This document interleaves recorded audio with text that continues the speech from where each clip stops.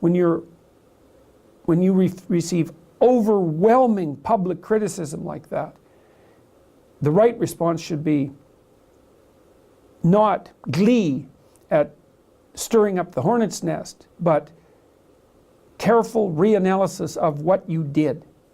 That's hard. It's not as hard as the alternative, because if you're riding high and there's a correction coming and you keep forestalling it, the correction will get larger and larger and larger and larger, and finally, when it comes, you will not be able to tolerate it. And that's the situation I believe that she's in. The correction is coming. Very often you will encounter someone who attacks your privacy in a psychological way. It may be a drunk sitting next to you at a bar. Or it may be someone who fancies himself as an expert psychological guru. And when you express an opinion, or say, you walk up to such an individual and say, "Good morning.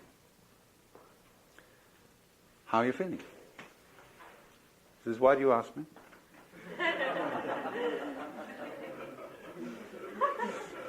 No. And he immediately, you see, he breaks the social rules whereby you communicate with another person without actually saying anything. Phrases like, "How are you? Nice day, isn't it?" are like on a radio, buzzing to be sure that the other side is in communication. And so you make various noises, testing, is that so-and-so, give a call letter, etc., etc., etc., and you know you're in touch. So in the same way, we, in our general daily converse, we feel each other out by saying these little social platitudes, and then we test the person as to whether they, by the sound of the voice, by the smell, which we don't think about, but which we absorb unconsciously, unless they smell very strong. Then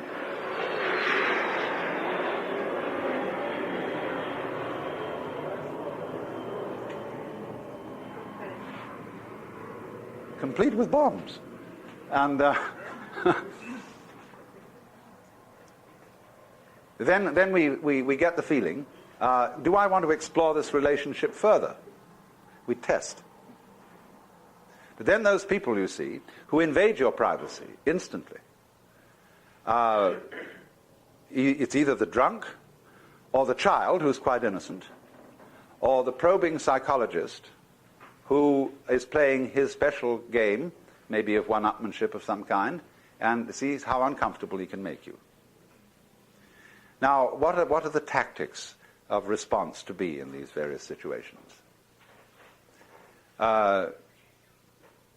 When you get the probing psychologist, you can shrug your shoulders and say,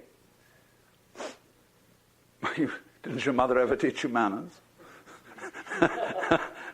Or you can simply not defend yourself. Some people just don't need to defend themselves at all. And so that probing them in that way is like tossing a rock into a well, and you wait, and there's no splash. And that really sets people back. Krishnamurti does that.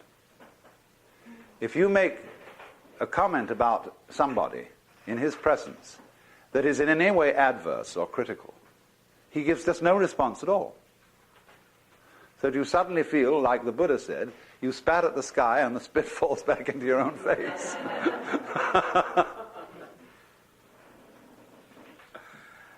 And I was once present where a certain person of that nature was using as his ploy silence. And the silence implied the conversation of everyone else around this table is trivial. Now, it was one of those tangible silences. And suddenly someone at the table turned to him and said, "I can't stand people who use silence as a weapon."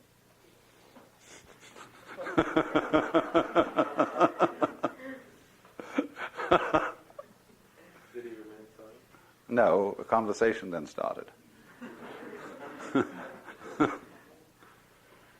But, and it was a very, rather a disagreeable conversation, if I may say so.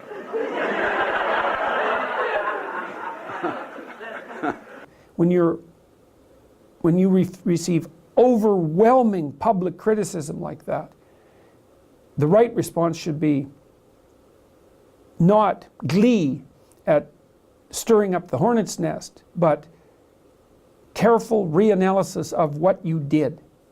That's hard.